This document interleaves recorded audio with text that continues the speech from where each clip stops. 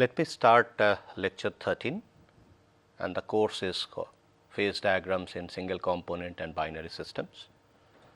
And today's topic will be consideration of equilibrium on the basis of Helmholtz free energy and Gibbs free energy. In fact, we will continue our discussion on the Helmholtz free energy. We have started looking at the graphical representation of equilibrium condition when a solid atom is leaving the surface of the solid and becoming part of the vapor phase in a closed chamber, constant volume chamber.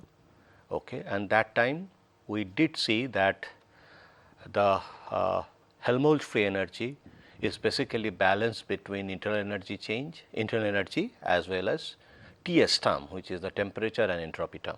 Okay. And we could see that we could see a diagram which is like this,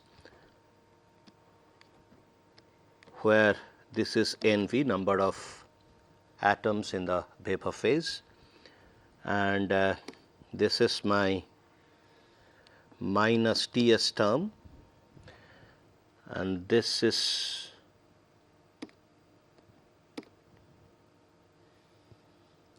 the U term, and the A term is like this, and I am getting a minima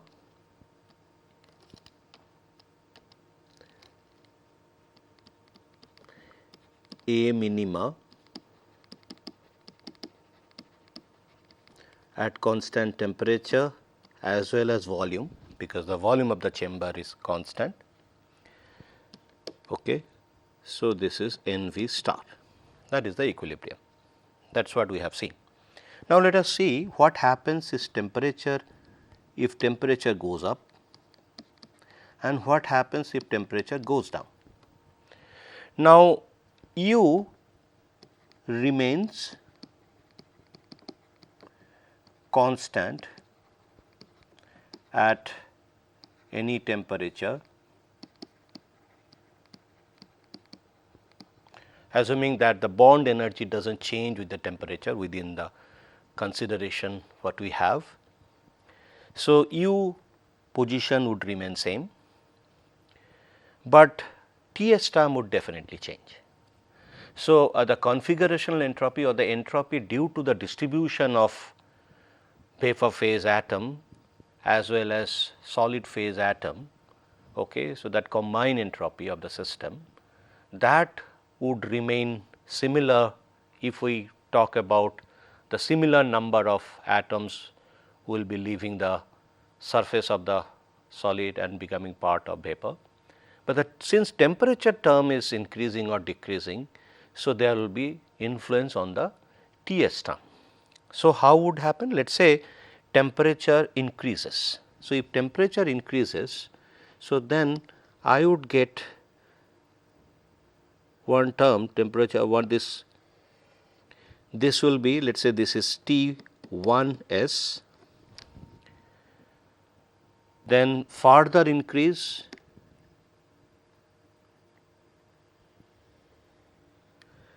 minus T2s, here T less than T1 less than T2, and then what happens? This A term would actually be influenced by that increase in minus Ts term. That means the minus Ts term will further go down in the graph. So, this particular A would actually be extended.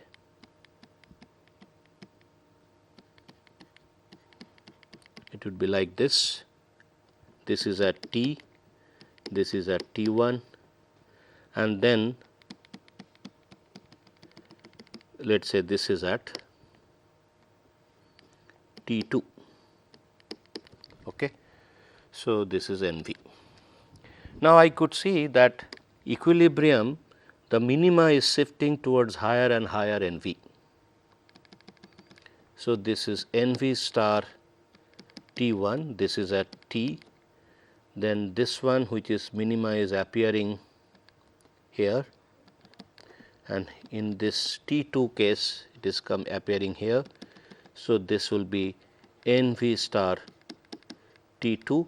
So, those NV star basically nothing but equilibrium value of atoms in the vapor, and as we increase the temperature,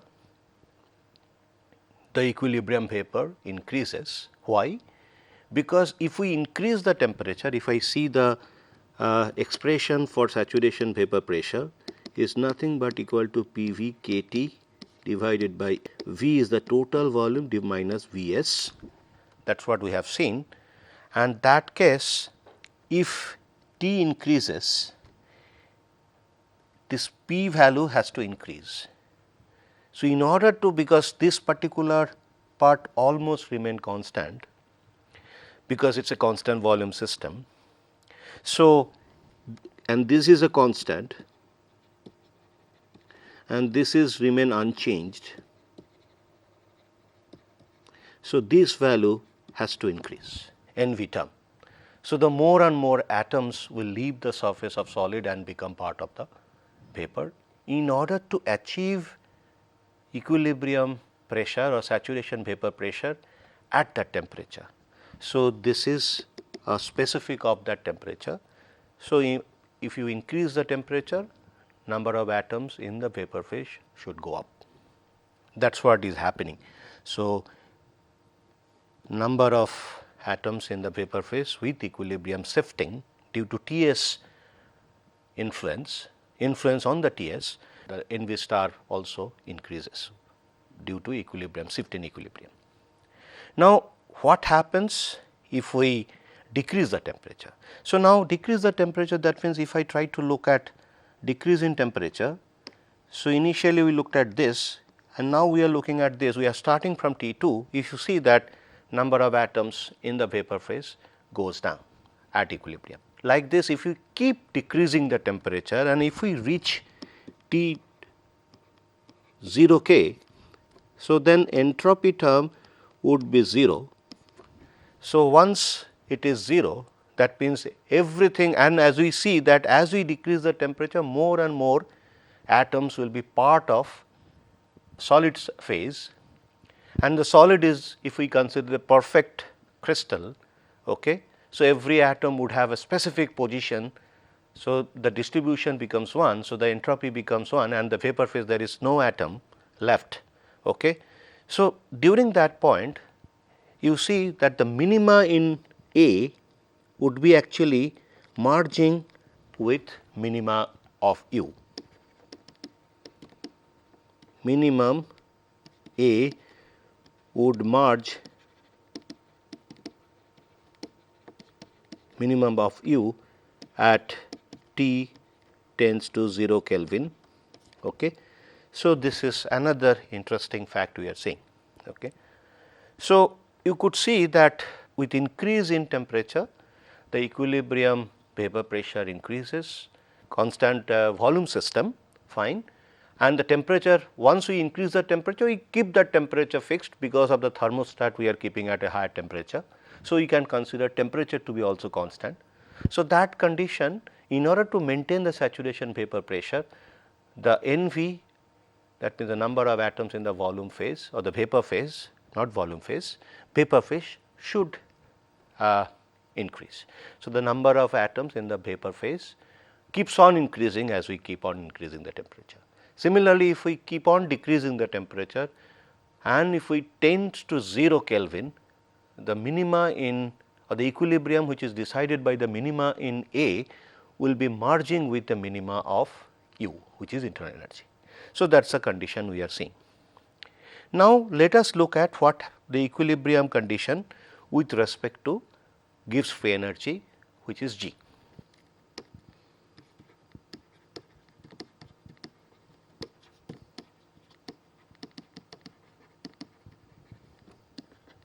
Okay. So, now we know that G equal to H minus Ts. Now, if I take the system changes from state 1 to state 2, then G2 minus G1, I can write it as H2 minus H1 minus T2 S2 minus T1 S1. In fact, H is also U plus PV. So, I can write H2 equal to U2 minus U1 plus P2 V2 minus P1 V1. So, I can replace this thing in this. So, I can write delta G equal to delta U plus P2 V2 minus P1 V1 minus T2 S2 minus T1 S1 in a bracket. So, if I consider this is to be at a constant pressure and constant temperature, so I can write this equation as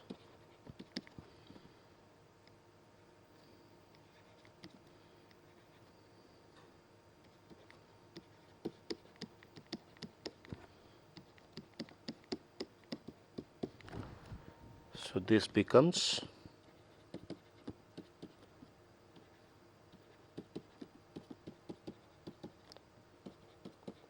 fine. Now, this W is basically total work. Okay. Now, if we consider total work, I can write it as W prime plus P dV work, which is the mechanical term. This is a mechanical form of energy, and this one is or mechanical work. I can write it as this is a mechanical work term, and this is other forms of work like chemical, magnetic, all other form. Okay. So, I can write it as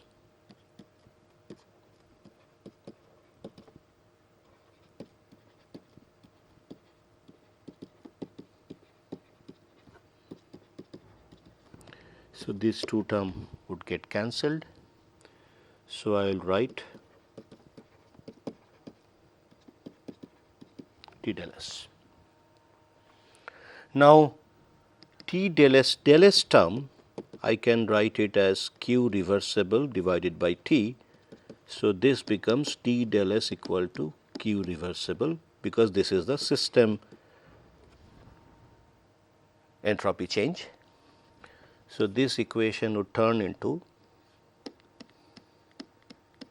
okay. If we consider the process is reversible,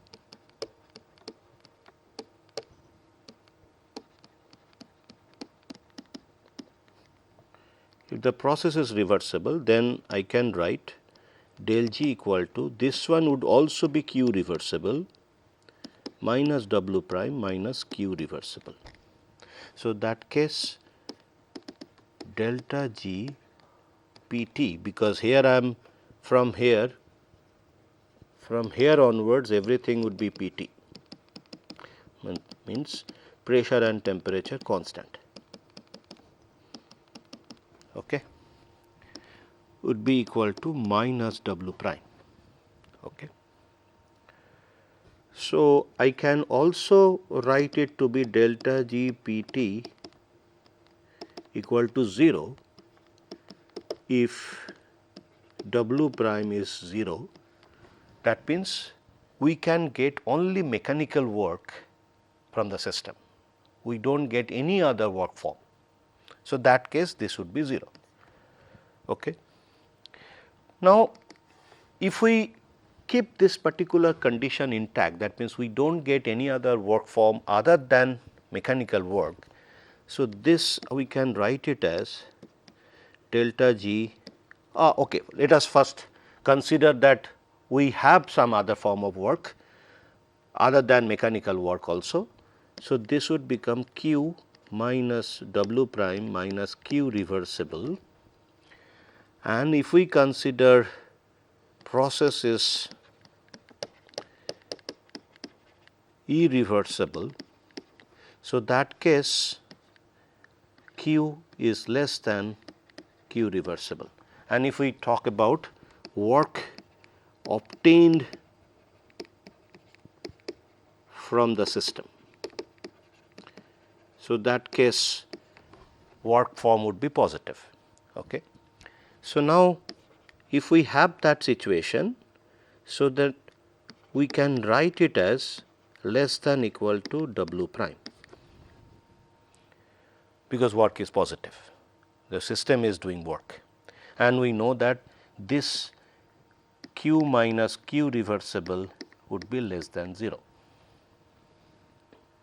So, if we consider that, now this becomes this. So, now again if I try to look at that W prime equal to 0, then definitely W delta G PT equal to less than equal to 0. Okay. So, from here again if I try to take and also take this condition, so that means process is irreversible as well as and W prime equal to 0, then delta G equal to Q minus Q reversible. Again I could see delta G PT less than equal to 0. Okay. So, that means in this case only mechanical work is performed by the system. Okay. So, now I could see that there are two situations. One is less than equal to 0 and equal to 0. So, first one is for irreversible case and second one is for reversible case, and reversible means equilibrium. Okay. Fine. So, when it is equal, reversible, when it is less than 0, it is irreversible. Now, it is again the similar like del A less than equal to 0. So, that means when irreversible process is taking place, the system free energy would reduce, okay, and when reversible process is approaching, is basically we know that when a system is going through a spontaneous change or reversible process, the system tendency would be to achieve a state of rest. So, that in the beginning of irreversible process, the system free energy would be, the change would be negative. So, that means the free energy from state 1 would keep decreasing, and as we achieve equilibrium then or the state of rest, the free energy would reach to a minimum value. So, equilibrium condition would be